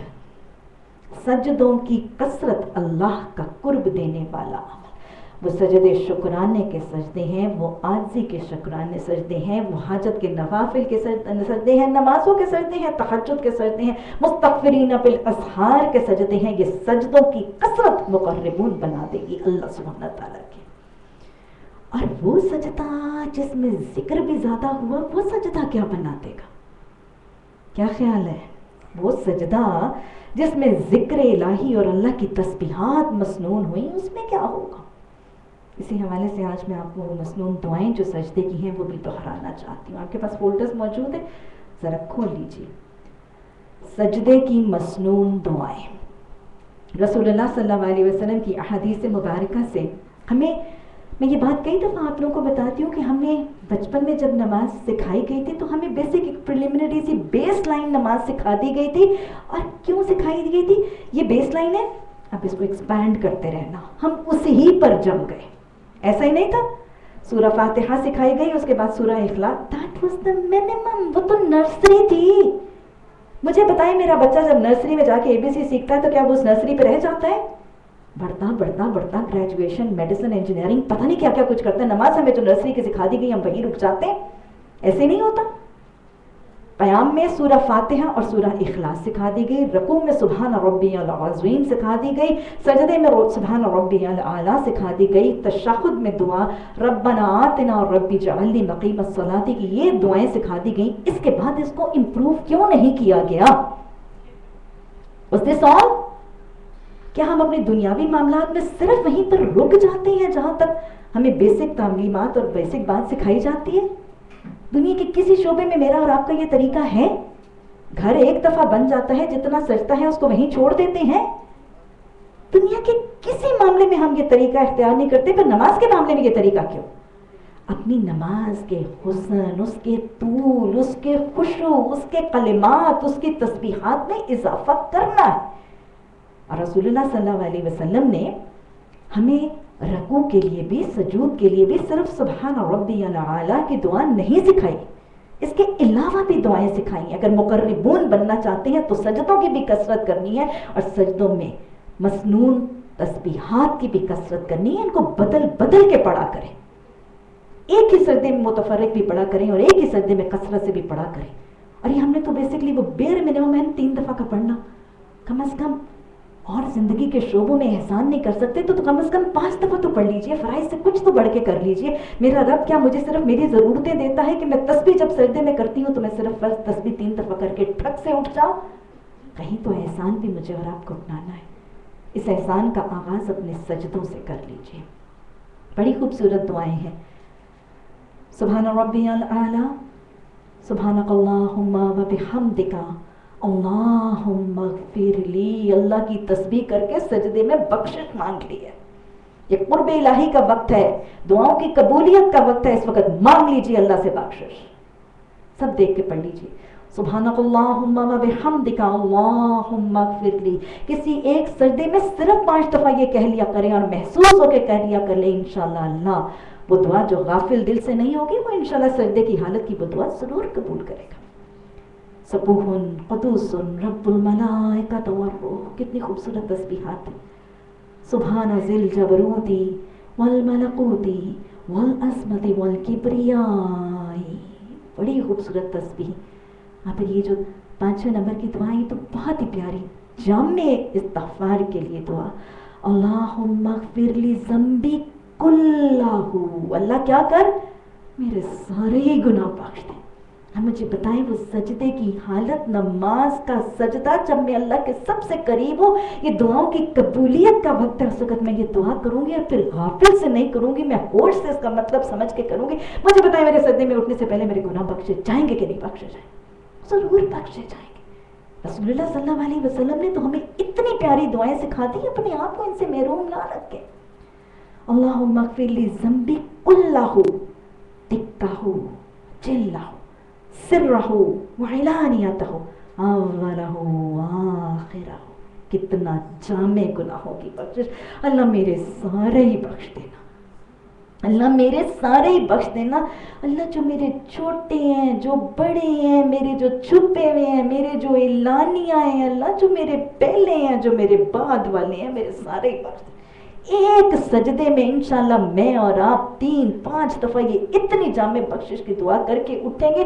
پھر 2 سجدوں کے درمیان اللہم اغفر لنا وارحمنا واجبرنا واحتنا وعافنا ورفعنا کر کے پھر یہ دعا مانگے کہ مجھے بتائیں بخشش ہوگی کہ نہیں. تو لہٰذا ان دعاؤں کو اپنی دعاؤں میں شامل کیجئے. اپنی نمازوں کے کلمات، اپنی نمازوں کی دعائیں، ان کی صورتیں، ان کی تسبیحات میں حسن میں اضافہ کیجئے. یہ سجدہ، سجدے کا ذکر، یہ کس چیز کا باعث بنے گا؟ اولئک المقربون. تو لہٰذا قرب کی اگلا طریقہ سجدہ الہی. ہاں جی، میرا رب بڑا رحمان ہے، میرا رب بڑا ہی رحمان ہے اور مؤنث پر تو بہت زیادہ مہربان ہے. ایک حدیث میں اس رسول صلی اللہ علیہ وسلم نے یہ فرما دیا تھا کہ آج میں نے جہنم کا بہت ہیبت ناک نظارہ دیکھا اور آج میں نے جہنم میں عورتوں کی کثرت دیکھی. یہ ایک حدیث میں کہا گیا. لیکن پھر رب نے بونس لگا دیا، کثرت ہے، اس کثرت کو کمی میں بدلنے کا طریقہ کیا ہے. اللہ سبحانہ تعالیٰ نے یہ قرب کے 2 طریقے حدیث قدسی میں بتائے ہیں، مرد و زن دونوں کو. عورتوں کو ایک الگ نسخہ بتا دیا. ہاں جی، سجدہ مرد اور عورت کریں گے اللہ کا قرب پائیں گے، ذکر مرد عورت کریں گے اللہ کا قرب پائیں گے. لیکن ایک نسخہ صرف عورتوں کے لیے خاص ہے، اللہ کا قرب کیسے ملے گا؟ حدیث دوہرا لی. آپ صلی اللہ علیہ وسلم نے فرمایا ایک بیوی اپنے رب کے قریب ترین اس وقت ہوتی ہے جب وہ اپنے شوہر کی خدمت میں لگی ہے. یہ بونس اللہ نے مردوں کو نہیں دیا تھا، یہ مجھے اور آپ کو اللہ نے عطا کر دی. ذکر، سجدہ اللہ نے مرد و زن سب کو دے دیا، لیکن شوہر کی خدمت سے اللہ کا قرب پانے کا طریقہ اور وسیلہ اور ذریعہ اللہ نے ہم خواتین کو دے دی. دین اسلام عورتوں کی طرفداری ضرور ہی کرتا نظر آتا ہے. کیا خیال ہے؟ حقوق نسواں کا علم بردار دین ہے. وہ عورت جب اپنے شوہر کی خدمت میں لگی ہوتی ہے وہ اس وقت اپنے رب کے قریب ترین ہوتی ہے. قرب الہی کا طریقہ اپنے شوہر، اپنے خاندان والوں کی خدمت پر جمے رہنا. کیا خیال ہے؟ مثال بتا دو، جنت کی خواتین کی سردار کون تھی؟ کیوں ملا تھا ان کو جنت کی خواتین کی سردار؟ حضرت فاطمہ. قرب کیوں مل گیا تھا؟ نمونے یاد ہے؟ شوہر کی خدمت ہوتی ہے، گھر کی خدمت، گھر کے کام کاج، کپڑے دھونا، کام کرنا، صفائی. وہ جو میں اور آپ شہزادیاں ہم کہتی ہیں میں برتن دھوؤں گی، ہاں میں دھوؤں گی. میں قرب چاہتی ہوں اپنے رب. میں جوتی پالش کروں گی شوہر کی، ہاں میں کروں گی، کیونکہ میں قرب چاہتی ہوں اپنے شوہر کا. اگر اس نیت سے ہوگا کہ میں اپنے رب کا قرب چاہتی ہوں تو رب کی رضا بھی ملے گی، اس نیکی کا اجر بھی ملے گا، رب کی قرب بھی ملے گی. میرے پاس اس دن ایک بچی آئی، اس کا صرف مسئلہ ہی یہ تھا، گھر میں جھگڑا she doesn't want to stay. میں نے کہا تم مجھے بتاؤ تمہارا مسئلہ کیا؟ صبح اٹھتے ہیں مجھے کہتے ہیں میری جوتی پالش کرو. بس میں سارا دن آگ لگی رہتی ہے مجھے. میں نے کہا اللہ کی بندی کر دو تم جوتی پالش، اگر صرف یہی ایک لڑائی اور تنازع کا مسئلہ ہے میں کیوں کروں؟ میں نے کبھی ساری زندگی اپنے گھر میں نہیں کی، اور جوتی اس کی کو میں میری جوتی ہاتھ لگاتی ہے اس کو. بس وہاں سے جھگڑا پڑتا. اور یہ وہی حدیث ہے، میں اسی لیے کہا کرتی ہوں یہ زیورات ہیں جن سے آراستہ کر کے ہم نے اپنی بیٹیوں کو اپنے گھروں سے رخصت کرنا ہے۔ قرب الہی کا رسول اللہ صلی اللہ علیہ وسلم کی یہ وہ بیٹی ہے کہ فاطمہ میرے جسم کا ٹکڑا ہے۔ حضرت فاطمہ کی سنت کیا ہے کہ گھر والوں کی خدمت ایسے ہو رہی ہے کہ بیٹا گود میں، بیٹا دودھ پی رہا ہے، گھر والوں کی خدمت ہو رہی ہے، ساری جسم بھی لگا ہوئے، ہاتھ بھی لگا ہوئے، وہ بیٹا گود میں ہے، بیٹا دودھ پلا رہا ہے۔ والوالدات یرضعن اولادہن حولین کاملین، اللہ کا بھی حکم ہے اور بندوں کا حق بھی ہے۔ تو لہٰذا بیٹا گود میں دودھ پی رہا ہے، ہاتھ چکی چلا رہے ہیں، زبان پر کیا ہے؟ قرب الہی کے بتائیں سارے نسخے نظر آ رہے ہیں کہ نہیں نظر آ رہے ہیں؟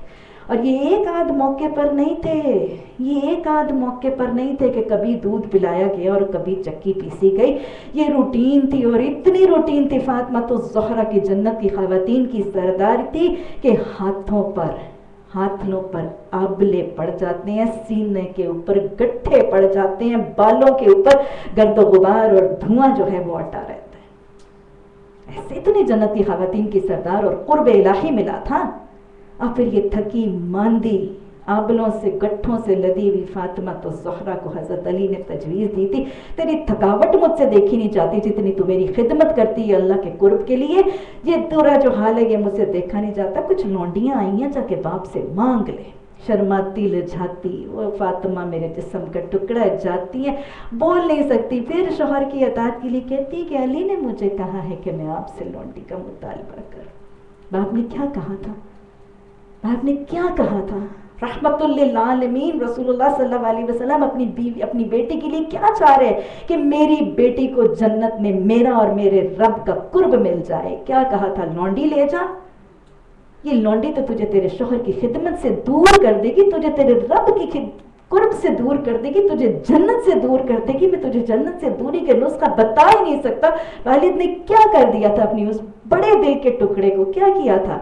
فاطمہ یہ لونڈیاں تو میں اصحاب صفہ کی خدمت پر معمور کر چکا ہوں، فاطمہ اس کے بدلے میں تجھے وہ تسبیح نہ بتا دوں کہ اگر تو پڑھے گی تو تیرے دن بھر کی تھکاوٹ کے لیے کافی ہو جائے گی؟ وہ تسبیح ہے فاطمہ جس کی انگلیاں بلائی جائیں گی اور پوچھی جائیں گی اور گواہی دی جائیں گی۔ یہ نسخہ بتا دیا تھا باپ نے، وہ باپ جس نے جہیز میں وہ مشکیزہ بھی دیا تھا، وہ باپ جس نے وہ چکی بھی دی تھی، جا خدمت کر اللہ کا قرب پا، اور پھر تجویز بھی دے دی تھی کہ یہی مرد تیرے لیے بہترین ہے۔ حضرت محمد صلی اللہ علیہ وسلم نے اپنی اس بڑی پیاری بیٹی جن کو جنت کی خواتین کا سردار بنا دیا گیا تھا، ان کو تجویز ذکر الہی کی تھی، گھر والوں کی خدمت کی تھی، اللہ کی تلاوت اور قرآن کی آیات کی تلاوت کی تھی، اس لیے تو جنت کی خواتین کی سردار بنائی گئی تھی۔ تو قرب الہی پھر کیسے ملتا ہے جی؟ 3 نسخے: ذکر الہی کی کثرت، سجدوں کی کثرت، شوہر کی اور گھر والوں کی اطاعت اور خدمت۔ قرب رسول صلی اللہ علیہ وسلم مقربون بننا چاہتے ہیں نا، مقربون میں قرب رسول صلی اللہ علیہ وسلم کیسے ملتا ہے؟ حدیث دہرائیں، آپ صلی اللہ علیہ وسلم نے فرمایا مجھے تم میں سے سب سے زیادہ عزیز اور نشست میں مجھ سے سب سے زیادہ قریب المقربون ہوں گے نا، نشست میں مجھ سے سب سے زیادہ قریب وہ شخص ہے بتائیں جس کے اخلاق اچھے ہیں۔ اولئک المقربون، پھر کون ہے؟ جن کے اخلاق اچھے ہیں، جن کے اخلاق میں حسن ہے، جو اخلاق حسنہ سے اپنے آپ کو متصف کیے ہوئے۔ اور مجھے تم سے سب سے زیادہ ناپسند اور نشست میں مجھ سے سب سے زیادہ دور وہ شخص ہے جس کے اخلاق برے ہیں۔ اور پھر رسول اللہ صلی اللہ علیہ وسلم کا قرب کیسے ملے گا؟ وہ واقعہ اس دن بھی شاید میں نے آپ لوگوں کو سنایا تھا، حضرت ربیعہ بن کعب کا وضو کرواتے تھے نا رسول اللہ صلی اللہ علیہ وسلم کو فجر کی نماز کا، تو پھر ایک دن آپ صلی اللہ علیہ وسلم نے بہت ہی خوش ہو کے حضرت ربیعہ رضی اللہ تعالیٰ عنہ سے سوال کیا تھا، ربیعہ مانگو کیا مانگتے ہو؟ کیا مانگا تھا؟ یا رسول اللہ صلی اللہ علیہ وسلم میرے لیے یہ دعا کریں کہ جنت میں مجھے آپ کا قرب مل جائے۔ آپ نے کیا کہا تھا ربیعہ؟ سجدوں کی کثرت سے میری مدد کرو، سجدوں کی کثرت سے میری مدد کرو۔ تو قرب رسول صلی اللہ علیہ وسلم پانے کے لیے بھی سجدوں کی کثرت، نماز جنت کی بھی کنجی ہے، اور نماز قرب الہی اور قرب رسول صلی اللہ علیہ وسلم کی بھی کنجی ہے۔ اور سجدہ کیا ہے؟ سردار تکبر کی نفی ہے، عاجزی کا اپنانا ہے، یہ بھی تو قرب الہی اور قرب رسول صلی اللہ علیہ وسلم کا باعث ہے۔ اور پھر قرب رسول صلی اللہ علیہ وسلم ایک صحابیہ کو بھی ملا تھا، حضرت ام عمارہ، مجاہدہ تھی، اپنے بیٹے کے ساتھ۔ آج جو ہم نے حدیث پڑھی نا، ہم نے جو حدیث کے سیکشن میں حدیث پڑھی، حضرت عبداللہ بن زید انصاری، حضرت عبداللہ بن زید انصاری، یہ انہی کی والدہ ہیں۔ ان کو قرب کیوں ملا تھا؟ انہوں نے بھی یہی دعا مانگی تھی۔ غزوہ احد میں یہ خاتون احد زخمیوں کو مرہم پٹی کر رہی ہیں، زخمیوں کو پانی پلا رہی ہیں، اور پھر جب رسول اللہ صلی اللہ علیہ وسلم کی ذات اقدس کو خطرہ ہے تو خود بھی دین کی محافظہ بن کے آئی تھیں اور اپنے بیٹے کو بھی پکارا تھا، عبداللہ آ جاؤ، محمد صلی اللہ علیہ وسلم کی حفاظت کرنے کی ضرورت ہے۔ آج ہمیں خاتون احد کی اس سنت کو دہرانا ہے۔ آج ہمیں سنت رسول صلی اللہ علیہ وسلم کی، آپ کے دین کی، آپ کی عزتوں کی، آپ کی آبروؤں کی، اور آپ کی اس کلام الہی جو آپ نے ہم تک پہنچایا ہے، اس کی حفاظت کے لیے خود بھی اٹھنا ہے اور اپنے بیٹوں کو بھی اس کے لیے پکار دینی ہے۔ یاد رکھیے گا، بیٹے انہی کے اٹھتے ہیں جن کی مائیں اٹھا کریں۔ عبداللہ آج اور رسول اللہ صلی اللہ علیہ وسلم غیر محفوظ ہیں۔ وہ بیٹے کے اوپر ضرب بھی لگا تھا، بیٹے کی مرہم پٹی بھی کی تھی، اور پھر جب زخمی ہو گئی تھی اور رسول اللہ صلی اللہ علیہ وسلم عیادت کے لیے تشریف لے گئے تھے، تو آپ نے کیا فرمایا تھا؟ ہمارا مانگو، کیا مانگتی ہو؟ کیا کہا تھا؟ یا رسول اللہ صلی اللہ علیہ وسلم، میرے لیے دعا کیجئے کہ میں اور میرے اہل خانہ ہم آپ کے ہمسائیگی ہمیں مل جائے۔ آپ نے دعا فرمائی تھی اور آپ نے فرمایا تھا، اب مجھے کسی چیز کی فکر نہیں۔ تو قرب رسول صلی اللہ علیہ وسلم کا باعث جہاد، حفاظت دین، اشاعت دین، رسول اللہ صلی اللہ علیہ وسلم کی سیرت، سنت کی سربلندی کی کوششیں اور دین کی حفاظت کی کوششیں بھی رسول اللہ صلی اللہ علیہ وسلم کے قرب کا باعث بنتی۔ جنت کا قرب کیسے ملے گا؟ مقربون جنت کا قرب کیسے پاتے ہیں؟ جنت کے قرب کے لیے وہ حدیث بڑی پیاری ہے۔ اللہ کے رسول صلی اللہ علیہ وسلم نے 3 صحابہ کرام کے حوالے سے فرمایا، جنت 3 لوگوں کی منتظر ہے۔ سبحان اللہ، اور ہمیں شاید ان کا نام ہی نہیں پتا۔ آپ نے فرمایا جنت 3 لوگوں کی منتظر ہے۔ یہ کون ہے؟ حضرت علی، حضرت یاسر اور حضرت سلمان فارسی۔ ان 3 کی جنت منتظر ہے۔ تو جنت کس کی منتظر ہے؟ جنت کا قرب علیہا کس کو ملے گا؟ حضرت علی کیوں ملا؟ علی علم کا دروازہ ہے، علی علم کا دروازہ ہے۔ علی کون ہے؟ اسد اللہ، شیر خدا، مجاہد ہیں، بہادر ہیں، نڈر ہیں، دلیر ہیں، بڑی دلیری کے ساتھ اسلام کی سربلندی اور اسلام کی حفاظت اور ارشاد کے لیے کام کرتے ہیں۔ یہ قرب جنت کا باعث ہے۔ دین کا علم، قرآن و حدیث کا علم، دین کی سربلندی کی کوششیں بہادری اور دلیری کے ساتھ، یہ جنت میں قرب کا باعث بنے گا۔ حضرت یاسر، ان کے لیے جنت کیوں منتظر؟ کیا ہوتا تھا؟ صبر، دین کی تکلیفیں، دین کی خاطر مشکلات، اذیتیں، تکلیفوں پر صبر، اور اتنا صبر کہ جب مارے جاتے تھے، پیٹے جاتے تھے، کبھی شوہر کے آگے بیوی کو، کبھی بیوی کے آگے شوہر کو، کبھی بیٹے کے آگے بوڑھے ماں باپ کو، پوری فیملی کو ایک دوسرے کے سامنے پرسیکیوٹ اور ٹارچر کیا جاتا تھا۔ یاد رکھیے گا، اپنا ٹارچر بھی بہت بڑا ٹارچر ہوتا ہے، لیکن اپنے پیاروں کو اپنی آنکھوں کے سامنے پرسیکیوٹ اور ٹارچر ہوتے ہوئے دیکھنا، وہ اس سے زیادہ بڑی اذیت، ہر طریقے سے اذیت دیا گیا تھا یہ خاندان۔ آپ صلی اللہ علیہ وسلم حضرت یاسر کے قریب سے ایک دفعہ جب گزرے تھے تو آپ نے فرمایا تھا، یاسر صبر کرو، جنت تمہاری منتظر ہے۔ اللہ کے راستے میں، اللہ کی اطاعت کے راستے میں بڑی سے بڑی مالی، جانی، جسمانی، روحانی تکلیفوں کو برداشت کرنے والوں کو جنت کا قرب ملنے والا ہے۔ اور پھر حضرت سلمان فارسی، ان کے لیے بھی جنت منتظر ہے۔ حدیث کے حوالے سے حدیث کے الفاظ آتے ہیں، آپ صلی اللہ علیہ وسلم